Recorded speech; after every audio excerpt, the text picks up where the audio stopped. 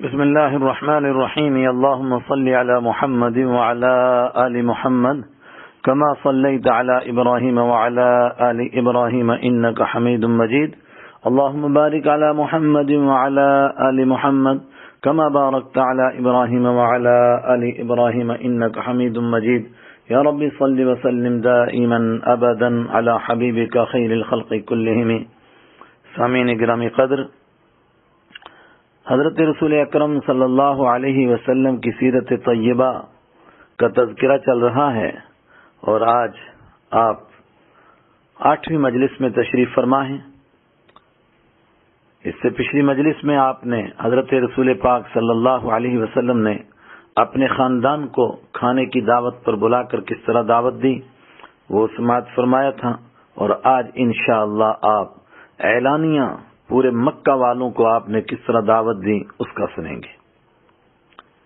اس اوپر کی دعوت سے نبی اکرم صلی اللہ علیہ وسلم کے خاندان بنو ہاشم اور آپ کے قریبی رشتہ داروں میں ایک افراتفری مچ گئی۔ گھر گھر ایک شور پڑ گیا کہ اب کیا ہوگا۔ کچھ کہتے تھے ہمیں خدا نے اچھی خاصی سرداری عطا فرمائی ہوئی تھی، لوگ ہمیں کعبے کا متولی سمجھ کر ہدیے، تحفے اور نیاز دیتے تھے، ہماری عزت تو خاک میں مل گئی، اب ہمارے بتوں کا کیا ہوگا۔ ابو لہب جیسے ڈرپوک لوگوں کا تو سانس بند ہونے لگ گیا کہ اب سارے لوگ ہمارے دشمن ہو جائیں گے، ہم ان کا مقابلہ کیسے کریں گے۔ بلکہ یہ بات تو اس نے بڑی محفل میں بھی کہہ دی تھی۔ ادھر یہ شور ابھی کم نہیں ہوا تھا کہ ادھر اللہ تعالی کی طرف سے کھلم کھلا اس حق کو سب کے سامنے پیش کرنے کے سخت احکامات نازل ہو گئے۔ مثلا سورہ حجر کی آیت ملاحظہ فرمائیے، فَاصْدَعْ بِمَا تُؤْمَرُ وَأَعْرِضْ عَنِ الْمُشْرِكِينَ إِنَّا كَفَيْنَاكَ الْمُسْتَهْزِئِينَ۔ اے رحمت عالم صلی اللہ علیہ وسلم، آپ ڈنکے کی چوٹ پر اعلان کر دیجئے جس کا آپ کو حکم دیا جاتا ہے، اور مشرکین سے اعراض کیجئے، ہم استہزاء کرنے والوں کو آپ کی طرف سے کافی ہیں۔ سورہ حجر آیت 94-95۔ اور یہ آیت وَقُلْ إِنِّي أَنَا النَّذِيرُ الْمُبِينُ، آپ فرما دیجئے میں واضح طور پر ڈرانے والا ہوں۔ سورہ حجر آیت 89۔ اس حکم کے بعد ایک دن حضرت نبی اکرم صلی اللہ علیہ وسلم صفا نام کی پہاڑی پر چڑھ گئے، اور عرب کے رواج کے مطابق یا صباحا وا صباحا فرمانے لگے۔ یہ لفظ بہت خطرے کے وقت بولا جاتا تھا۔ یہ لفظ سنتے ہی پورے مکہ سے لوگ دوڑ کر آ گئے، ہر ایک نے پہنچنے کی کوشش کی، جو خود نہیں پہنچ سکا اس نے اپنا کوئی آدمی بھیجا۔ اس سے اندازہ لگایا جا سکتا ہے کہ لوگ نبی اکرم صلی اللہ علیہ وسلم پر کتنا اعتماد کرتے تھے کہ ایک آواز پر سب جمع ہو گئے۔ جس وقت سب لوگ جمع ہو گئے تو آپ صلی اللہ علیہ وسلم نے فرمایا، میں پہاڑی پر ہوں اور آپ لوگ نیچے ہیں، مجھے پہاڑی کے اس طرف بھی دکھائی دے رہا ہے اور اس طرف بھی، آپ دونوں طرف نہیں دیکھ سکتے ہیں۔ لوگوں نے کہا بے شک۔ نبی اکرم صلی اللہ علیہ وسلم نے فرمایا، اگر میں آپ حضرات کو یہ کہوں کہ اس پہاڑی کی اس طرف ایک فوج ہے جو آپ حضرات پر حملہ کرنے ہی والی ہے تو کیا آپ سچ مانو گے؟ سب یک زبان ہو کر بولے، بالکل ہم سچ مانیں گے، کیونکہ ہم 40 سال سے آپ کو جانتے ہیں، آپ کو تو سارے مکہ میں الصادق الامین یعنی بہت سچے اور بہت امانت دار کہا جاتا ہے۔ کچھ نے پکار کر زور سے کہا، ما جربنا علیک کذبا، ہم نے کبھی آپ پر جھوٹ کا تجربہ نہیں کیا۔ اس کے بعد نبی اکرم صلی اللہ علیہ وسلم نے ارشاد فرمایا، یہ تو بات سمجھانے کے لیے ایک مثال تھی، اب اصل بات سنو۔ موت کا لشکر آپ کے پیچھے لگا ہوا ہے، کچھ پتہ نہیں کس کی باری کب آ جائے۔ آپ کو قیامت کے دن دوبارہ زندہ ہو کر اپنے مالک کی عدالت میں کھڑا ہونا ہے، جہاں ذرہ ذرہ کا حساب دینا ہے، پھر اعمال کے اعتبار سے سب کا فیصلہ ہوگا۔ میں تم کو ایک بڑے عذاب سے آگاہ کر رہا ہوں، مجھے اسی کے لیے اللہ تعالیٰ نے اپنا نبی بنا کر بھیجا ہے۔ پھر آپ صلی اللہ علیہ وسلم نے اللہ تعالیٰ کی توحید، اپنی رسالت اور آخرت پر ایمان کی دعوت دی۔ اس مجمع میں آپ کا چچا ابو لہب بھی تھا۔ وہ چلا اٹھا اور بولا، اور بعض روایتوں میں ہے کہ اس نے اپنے دونوں ہاتھوں میں پتھر بھی اٹھائے اور کہنے لگا، تباً لک سائر الایام الہذا جمعتنا، ہلاکت ہو تیرے لیے، کیا تو نے ہمیں اسی لیے جمع کیا تھا؟ اس پر سورہ لہب نازل ہوئی، اور جس طرح اللہ تعالیٰ نے اس کے بارے میں فرمایا، انسانوں نے اپنی آنکھوں سے بالکل اسی طرح ہوتا ہوا دیکھا۔ ذرا آپ بھی سورہ لہب پڑھ لیجئے۔ بسم اللہ الرحمن الرحیم۔ تبت یدا ابی لہب وتب ما اغنى عنه ماله وما كسب سيصلى نارا ذات لهب وامرأته حمالة الحطب في جيدها حبل من مسد۔ ابو لہب کے ہاتھ ٹوٹ جائیں اور وہ برباد ہو جائے، نہ اس کا مال اس کے کام آیا اور نہ اس کی کمائی۔ عن قریب ایک شعلہ زن آگ میں داخل ہوگا، وہ بھی اور اس کی بیوی بھی، جو لکڑیاں لاد کر لاتی ہے، اس کے گلے میں ایک بٹی ہوئی رسی ہوگی۔ یہ اعلان کیا تھا؟ اس طرح لگ رہا تھا جیسے مکہ پھٹنے لگا ہے، بلکہ یہ ایک آتش فشاں تھا جو پھٹ گیا ہے۔ جہاں دیکھو وہاں ایک ہی بات چل رہی تھی، ایک ہی شور و غل تھا۔ جو غریب، یتیم، مسکین اور غلام باندی وقت کے فرعونوں سے تنگ آ چکے تھے، ان کے دلوں میں امیدوں کے دریا موجزن ہونے لگے کہ شاید اب ہمیں معاشرے میں عزت نصیب ہوگی، ہمیں اپنے حقوق حاصل ہوں گے، جس کی وجہ سے ہم دوسروں کی طرح عزت کی زندگی جی سکیں گے، اور شاید غلاموں کو آزادی ہی نصیب ہو جائے۔ اس کے مقابلے میں وہ لوگ جو اپنے آپ کو بڑا سمجھتے تھے، ان کی کرسیاں بلکہ ان کے پاؤں تلے سے زمین ہی نکلنے لگی۔ ان کو یہ ڈر محسوس ہونے لگا کہ اگر کمزوروں کو ان کے حقوق حاصل ہو گئے تو پھر ہماری چودراہٹ کہاں جائے گی۔ اس دین اور کلمے کی بنا پر تمام لوگ یکساں ہو جائیں گے، سب کا ایک امیر ہو جائے گا، پھر قبائل کی سرداری کا کیا بنے گا؟ ان کے علاوہ مذہب کے نام پر چڑھاوے اور نظر و نیاز پر گزارا کرنے والے، مذہب کے نام پر لوگوں کو بیوقوف بنا بنا کر اپنی جیبیں بھرنے والے، وہ تو اور زیادہ پریشان ہو گئے کہ اب ہمارے پیٹ کا کیا ہوگا، ہمارا تندور کہاں سے بھرے گا۔ اور جو لوگ صدیوں سے باپ دادا کے بتائے ہوئے کچھ مذہبی رسم و رواج سے جڑے ہوئے تھے، کچھ بڑے بڑے بتوں کے مجاور بنے ہوئے تھے، اور کچھ قومی تہواروں کے موقع پر رہنمائی کے نام پر لوگوں کو لوٹ لیا کرتے تھے، یہ سب بہت پریشان تھے۔ اور سب سے بڑی پریشانی یہ تھی کہ اگر تنہا اللہ تعالیٰ کی عبادت ضروری ہو گئی، پھر 360 بت جو خانہ کعبہ کے اندر اور اس کے ارد گرد رکھے ہوئے ہیں، ان کا کیا ہوگا، جن سے لوگ اللہ تعالیٰ کی طرح محبت اور عقیدت رکھتے ہیں۔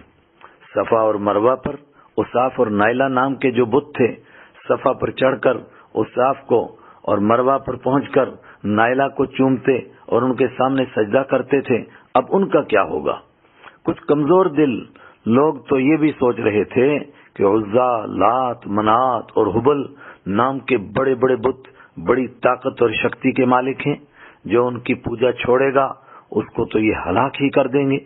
ان سب سے بڑھ کر ان کے نزدیک سب سے بڑی پریشانی یہ تھی کہ اس دین کو ماننے کا مطلب یہ تھا کہ اپنا سب کچھ دین کے حوالے کر دینا ہے، پھر انسان نہ اپنی جان پر کچھ اختیار رکھے گا اور نہ مال پر۔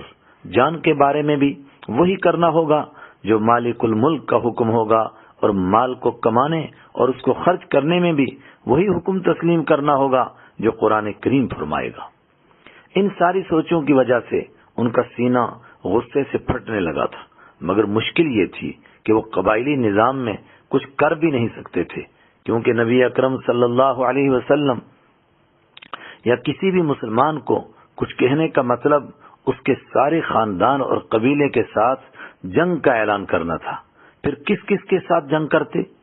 ہاں، انہوں نے مشورہ کر کے نبی اکرم صلی اللہ علیہ وسلم کے چچا ابو طالب کے پاس جا کر شکایت کرنے کا فیصلہ کیا۔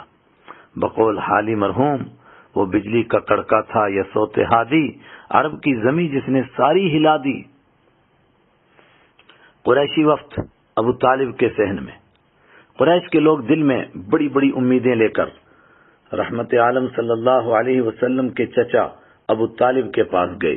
ان کا خیال تھا کہ شکایت کرتے ہی ابو طالب غصے میں آ جائیں گے اور اپنے بھتیجے کو اس دین کی تبلیغ سے روک دیں گے۔ انہوں نے خوب بڑھا چڑھا کر بات بتائی۔ انہوں نے کہا، ابو طالب آپ خاندان کے بڑے آدمی ہیں، پورے مکہ میں آپ جیسی عزت کسی کی بھی نہیں، لوگ آپ کی عزت کی وجہ سے چپ ہیں، ورنہ خدا جانے اب تک کیا ہو جاتا۔ آپ کا بھتیجا جب ہمارے خداؤں کی مخالفت کرتا ہے اور ہمارے عبادت کے طریقوں کو غلط کہتا ہے، اس کا صاف مطلب ہے کہ وہ صرف ہمارے معبودوں ہی کی مخالفت اور برائی نہیں کرتے، بلکہ وہ ہمارے باپ دادا کو بھی بے وقوف کہتے ہیں۔ اگر یہ طریقے غلط ہوتے تو ہمارے آبا و اجداد اس راستے پر کیوں چلتے؟ وہ تو بڑے عقل مند تھے، انہوں نے مذہب کا یہ طریقہ اپنی عقل مندی ہی سے اختیار کیا ہوگا۔ لیکن اس وقت ان کی امیدوں پر پانی پھر گیا جب ابو طالب نے ڈانٹ کر واپس کر دیا کہ ہر ایک کو اپنی بات کہنے کا حق ہے، تم کسی کا منہ بند نہیں کر سکتے۔ مگر مکہ کے لوگ اتنی بات پر بیٹھ نہیں گئے، وہ بار بار ابو طالب کے پاس جاتے رہے اور اپنا مطالبہ رکھتے رہے کہ یا تو آپ اپنے بھتیجے کو منع کر دیں یا پھر ہمارے اور ان کے بیچ سے ہٹ جائیں، ہم خود ان سے نمٹ لیں گے۔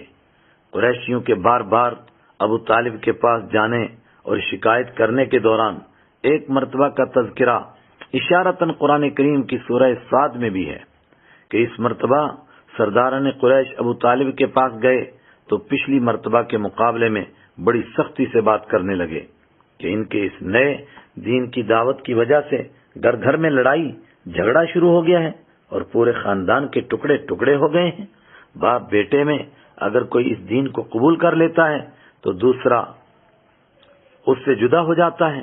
اسی طرح گھر گھر میں لڑائی شروع ہو گئی ہے اور ابھی یہ لڑائی اور بڑھے گی۔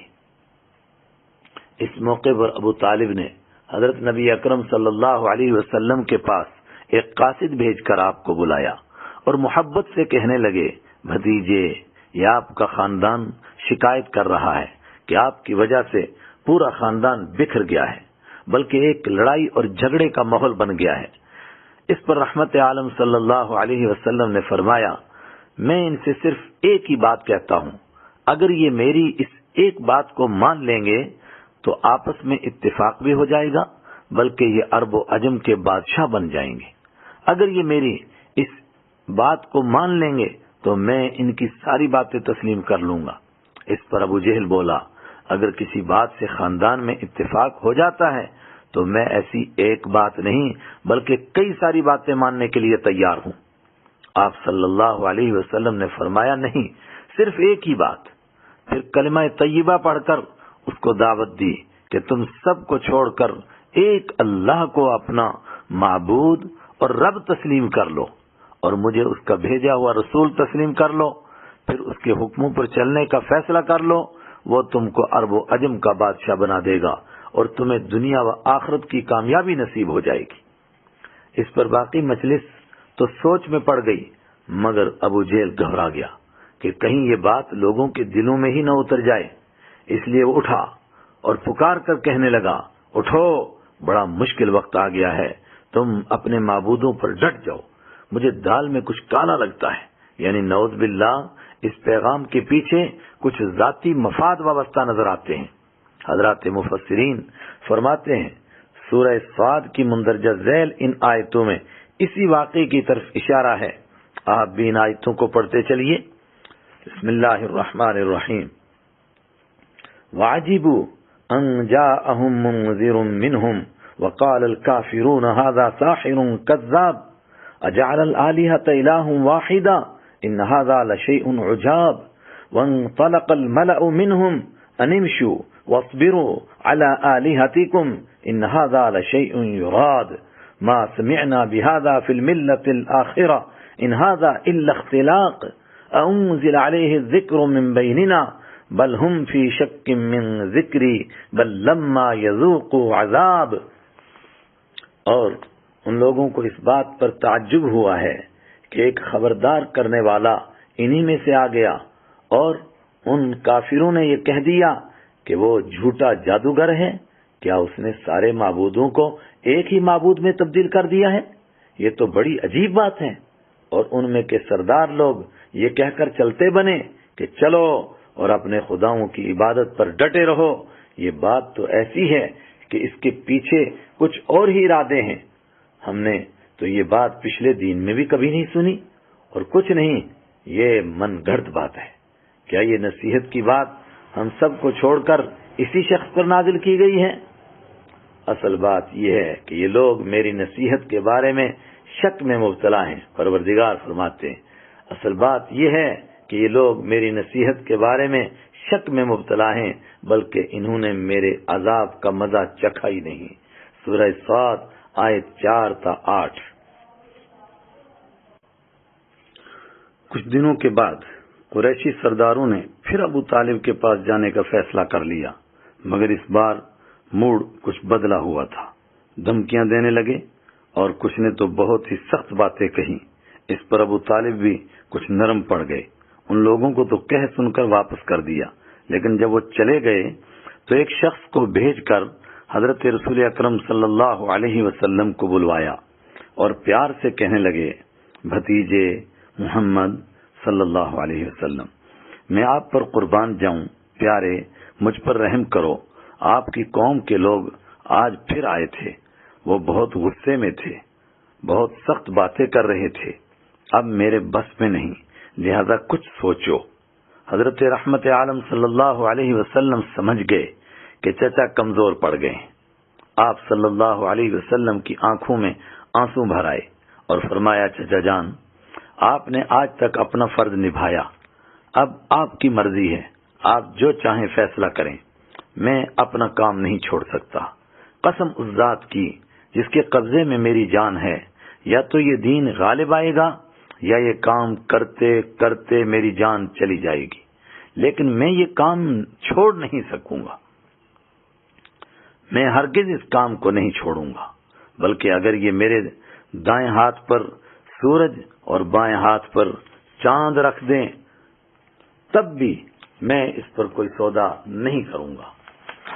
یقین اور ایمان سے بھرپور یہ جواب سن کر ابو طالب نے بھی فیصلہ بدل دیا اور ہمت کے ساتھ بولے، جب تک میری جان میں جان ہے میں آپ کے ساتھ ہوں، لہذا آپ نے جو کرنا ہے کیجئے. میں جب تک زندہ ہوں کوئی آپ کا بال بھی بیکا نہیں کر سکے، کوئی آپ کا بال بھی بیکا نہیں کر سکتا.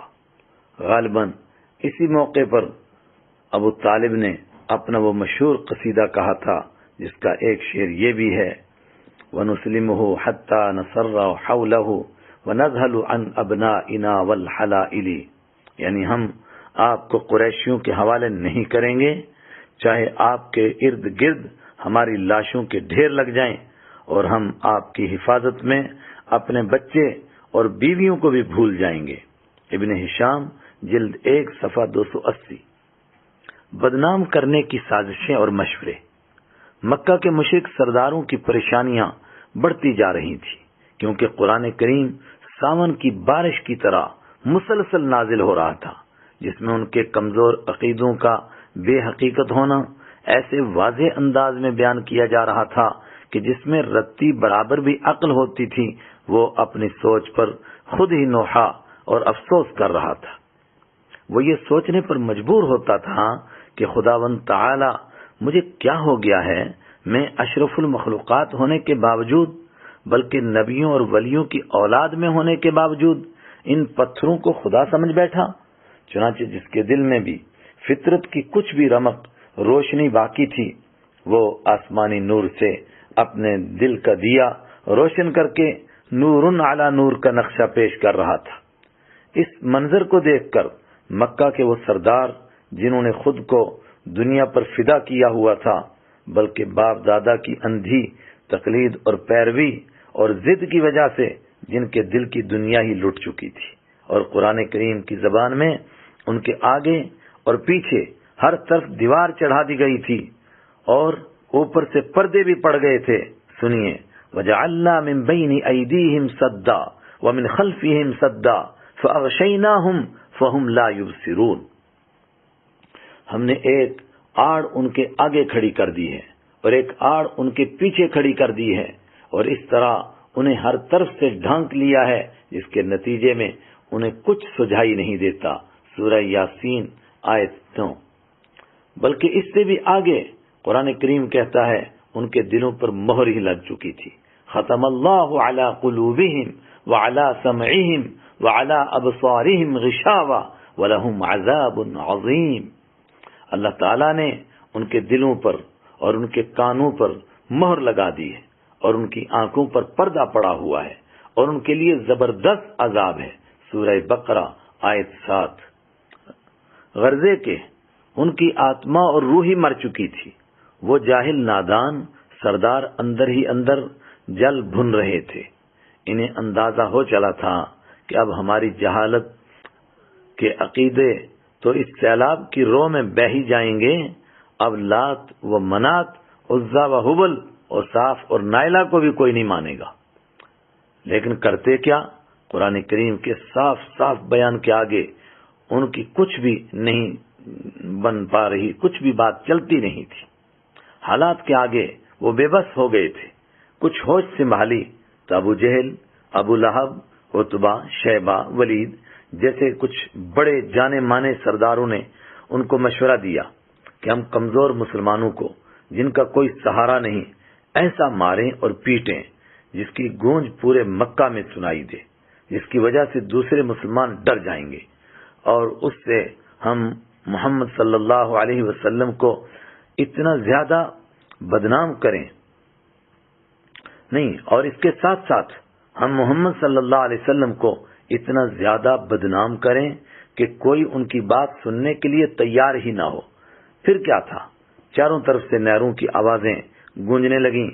بہت خوب، بہت اچھا، بالکل ایسا ہی ہونا چاہیے.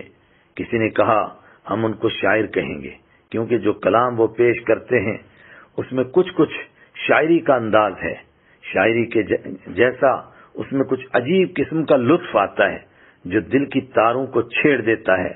اس لیے لوگ ان کے ساتھ ہو جاتے ہیں. لوگ ان کو عام شاعروں کی طرح سمجھیں گے. اس طرح ان کی قدر کم ہو جائے گی اور ان کا قد پست ہو جائے گا. دوسرا بولا نہیں، کیا تم نے کبھی شاعروں کی شاعری نہیں دیکھی؟ یہ کلام شاعری ہو سکتا ہے؟ اس طرح تو لوگ تمہیں ہی بے وقوف کہیں گے. تم ان کو کاہن کہو.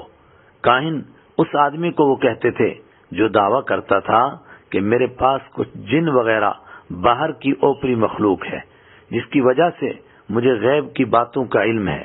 یہ کاہن لوگ بھی لوگوں کو بے وقوف بنانے میں بہت بدنام تھے. اس کا خیال تھا کہ آپ صلی اللہ علیہ وسلم اس طریقے سے بدنام ہوں گے اور لوگ آپ کے ساتھ کاہنوں جیسا سلوک کریں گے. ایک اور بولا ارے بے وقوف، کیسی بات کرتے ہو؟ ان کے کلام میں تمہیں کوئی کاہنوں والی بات لگتی ہے؟ اس پر لوگ تمہیں کو بے وقوف کہیں گے. میرا خیال ہے کہ ان کو نعوذ باللہ جادوگر کہا جائے اور جو کلام وہ پیش کرتے ہیں اس کو جادوگری بتایا جائے. جادوگر تو ویسے ہی بدنام لوگ تھے. ان کا کام ہی گھر گھر کے اندر لڑائی جھگڑا لگوانا اور بہنوں بیٹیوں کو پریشان کرنا ہے. کیونکہ ان کے کلام کو سن کر بھی لوگوں کے دلوں میں ہلچل مچ جاتی ہے. سننے والے کو اس کلام کی طرف اپنے دل میں کھچاؤ سا محسوس ہوتا ہے اور یہی گھر گھر میں لڑائی کا باعث بن جاتا ہے. اس لیے لوگ یہ بات پکی مان لیں گے. ایک چوتھا بولا کیسی بے وقوفوں والی بات کرتے ہو؟ کیوں؟ کیا تم نے جادوگروں جیسی گھٹیا بد اخلاقی والی کوئی ایک بھی بات محمد صلی اللہ علیہ وسلم میں یا ان کے ساتھیوں میں دیکھی ہے؟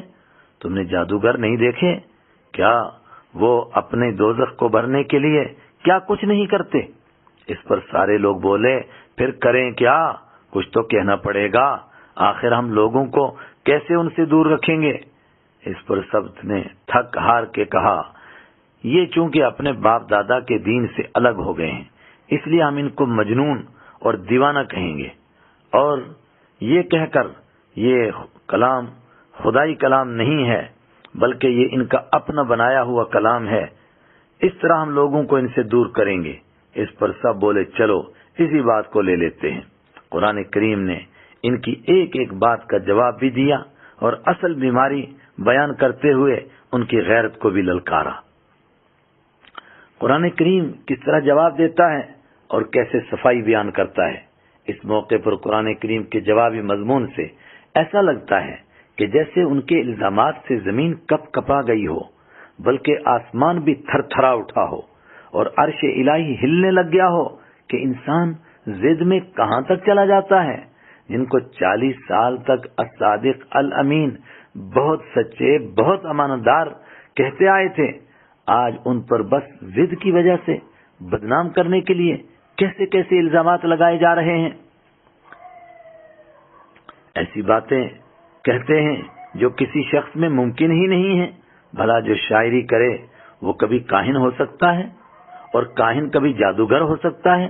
پھر یہ سارے کام کرنے والا انسان مجنون اور دیوانہ کیسے ہو سکتا ہے؟ مجنون ایسا کلام کیسے پیش کر سکتا ہے جس کا کوئی جواب ہی نہ دے سکتا ہو؟ قرآن کریم نے اسی کے متعلق فرمایا، انظر کیف ضربوا لك الامثال فضلوا فلا يستطيعون سبیلا۔ اے پیغمبر صلی اللہ علیہ وسلم، دیکھو تو صحیح ان لوگوں نے تمہارے بارے میں کیسی کیسی باتیں بنا لی ہیں، چنانچہ ایسے بھٹکے کہ راستے پر آنا ان کے بس میں ہی نہیں۔ سورۃ الفرقان آیت نمبر 9۔ پھر رحمت عالم صلی اللہ علیہ وسلم کو تسلی دیتے ہوئے فرمایا، یہ آپ صلی اللہ علیہ وسلم کو 40 سال تک سچے اور امانت دار کہتے رہے ہیں، اب یہ کس منہ سے آپ کو جھوٹا کہتے ہیں؟ بات اصل میں یہ ہے کہ یہ آپ کے نہیں بلکہ قرآن کریم کے دشمن اور قرآن کریم کے مخالف، اور ان کو قرآن کریم کی توحید والی باتیں نہیں برداشت ہو رہی ہیں، اس لیے وہ قرآن کے دشمن ہیں۔ سورہ انعام کی اس آیت پر ذرا غور فرمائیے، قد نعلم انه لا يحزنك الذي يقولون فانهم لا يكذبونك ولكن الظالمين بآيات الله يجحدون۔ اے رسول صلی اللہ علیہ وسلم، ہمیں خوب معلوم ہے کہ یہ لوگ جو باتیں کرتے ہیں اس سے آپ صلی اللہ علیہ وسلم کو رنج ہوتا ہے، کیونکہ دراصل یہ تمہیں نہیں جھٹلاتے بلکہ یہ ظالم اللہ کی آیتوں کا انکار کرتے ہیں۔ سورہ مومنون میں ان سے چند سوالات کیے گئے، پھر ان سوالات کے جوابات دیے گئے جن کے آگے وہ لا جواب ہی نہیں ہوئے بلکہ حیران ہو گئے۔ ان آیتوں پر بھی غور فرمائیے، ام لم یعرفوا رسولہم فہم لہ منکرون، یا یہ اپنے پیغمبر کو پہلے سے جانتے ہی نہ تھے اس وجہ سے انکار کر رہے ہیں۔ سورہ مومنون آیت 69۔ یہ ایسی بات تھی جس سے وہ انکار نہیں کر سکتے تھے، وہ یہ بات کہہ ہی نہیں سکتے تھے کہ ہم نے ان کو پہچانا ہی نہیں اس لیے ہم ان کو مانتے نہیں۔ یہ تو سورج کی طرف تھوکنا تھا جو واپس منہ ہی پر پڑتا۔ حضرت رحمت عالم صلی اللہ علیہ وسلم کی خاندانی بزرگی اور شرافت ایسی مانی ہوئی بات تھی کہ پورے عرب میں ایک بھی شخص اس کا انکار نہیں کر سکتا تھا، اور آپ صلی اللہ علیہ وسلم کی اپنی شخصیت جس کو وہ 40 سال سے جانتے تھے اس کا انکار کیسے کر سکتے تھے؟ بلکہ 35 سال کی عمر میں حجر اسود کے رکھنے کا جو واقعہ پیش آیا تھا جس میں سارا مکہ رحمت عالم صلی اللہ علیہ وسلم کے فیصلے پر ہی راضی ہوا تھا، اس کو بھی ابھی کوئی زیادہ وقت نہیں گزرا تھا۔ پھر دوسرا سوال فرمایا، ام یقولون بہ جنہ، ترجمہ، کیا ان کا کہنا ہے کہ ان پیغمبر کو جنون لاحق ہو گیا ہے؟ سورہ مومنون آیت 70۔ صاف بات ہے اس کا بھی کوئی حقیقی ثبوت ان کے پاس نہیں تھا جس کو مان لیا جاتا، اس لیے اس سوال پر سوائے خاموشی کے اور کچھ نہیں ہو سکتا تھا۔ چنانچہ قرآن کریم نے خود جواب دیا، بل جاءہم بالحق واکثرہم للحق کارہون، نہیں بلکہ اصل وجہ یہ ہے کہ یہ پیغمبر ان کے پاس حق لے کر آئے ہیں اور ان میں اکثر لوگ حق کو پسند ہی نہیں کرتے۔ سورہ مومنون آیت 70۔ یعنی اور کوئی بات نہیں معاملہ بس اتنا ہے کہ آپ ان کے پاس سچ لے کر آئے ہیں، اور ان کے زیادہ لوگ وہ ہیں جن کو سچ پسند ہی نہیں ہے۔ پھر فرمایا وَإِنَّكَ لَتَدْعُوهُمْ إِلَىٰ صِرَاطٍ مُسْتَقِيمٍ وَإِنَّ الَّذِينَ لَا يُؤْمِنُونَ بِالْآخِرَةِ عَنِ الصِّرَاطِ لَنَاكِبُونَ، اور حقیقت یہ ہے کہ تم انہیں سیدھے راستے کی طرف بلا رہے ہو، اور جو لوگ آخرت پر ایمان نہیں رکھتے وہ راستے سے بالکل ہٹے ہوئے ہیں۔ سورہ مومنون 73-74۔ یعنی جو آخرت کے حساب و کتاب کو مانتے ہی نہیں، وہ ٹیڑھے میڑے راستوں پر تو چل سکتے ہیں لیکن سیدھے راستے پر نہیں چل سکتے۔ پھر فرمایا بل اتیناہم بذکرہم فہم عن ذکرہم معرضون، بلکہ ہم ان کے پاس خود ان کے لیے نصیحت کا سامان لے کر کے آئے ہیں، اور وہ ہیں کہ جو خود اپنی نصیحت سے منہ موڑے ہوئے ہیں۔ سورہ مومنون آیت 71۔ یہاں پر دلوں میں جائنوں جیسا ایک خیال آ سکتا تھا کہ چلو مان لیں باطل تو جھوٹا ہے، وہ حق کے راستے پر ضد کی وجہ سے نہیں آتا، پھر قومی جوڑ اور ایکتا کی خاطر ایسا کیوں نہیں ہوتا کہ حق ہی باطل کے راستے پر آ جائے اور قوم فتنے سے بچ جائے؟ اس کے جواب میں عجیب بات ارشاد فرمائی وَلَوِ اتَّبَعَ الْحَقُّ أَهْوَاءَهُمْ لَفَسَدَتِ السَّمَاوَاتُ وَالْأَرْضُ وَمَنْ فِيهِنَّ، اور اگر حق ان کی خواہشات کے تابع ہو جاتا تو آسمان و زمین اور ان میں بسنے والے سب برباد ہو جاتے۔ آج اس مجلس کا یہی اختتام کرتے ہیں۔ وآخر دعوانا ان الحمد للہ رب العالمین۔